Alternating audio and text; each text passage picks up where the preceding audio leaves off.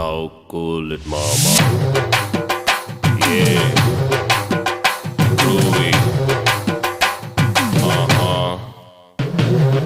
ஆடி வந்த அல்வா கடை, அசைஞ்சு வந்த மளிகை கடை, பழ பழக்கும் பாத்திர கடை, பதுக்கி வச்ச ரேஷன் கடை, கும்முன்னு தான் வாசம் வீசும் குட்டி பூக்கடை.